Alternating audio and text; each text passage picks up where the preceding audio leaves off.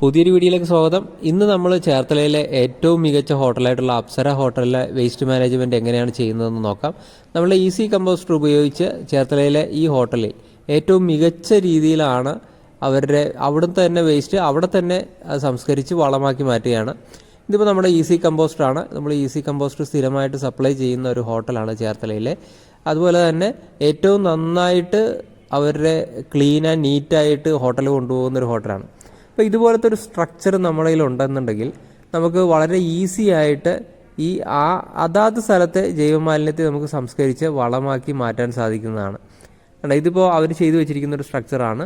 ഇത് നമുക്ക് അടിയിൽ നിന്ന് ഇത് ഒരു 30 ദിവസം കഴിഞ്ഞ് ഇത് നിറഞ്ഞു കഴിഞ്ഞ് വളമായി കഴിയുമ്പോൾ താഴെ ഇങ്ങനെ നൈസായിട്ട് ഓപ്പൺ ചെയ്ത് കഴിഞ്ഞാൽ അതിനകത്ത് വളം നമുക്ക് ഈസി ആയിട്ട് പുറത്തെടുക്കാൻ സാധിക്കും. അപ്പോൾ ഇതുപോലെ ഒരെണ്ണം നിറഞ്ഞതിന് ശേഷം അടുത്തതിനകത്ത് അവർ വേസ്റ്റ് ഇടുന്നതാണ്. ഇതിപ്പോൾ ഇന്നത്തെ വേസ്റ്റാണ് ഇതിനകത്ത് ഇട്ടിരിക്കുന്നത്. അതിൻ്റെ കൂടെ നമ്മുടെ ഈസി കമ്പോസ്റ്ററും കൂടെ ചേർത്ത് അവർ വെച്ചിരിക്കുകയാണ്.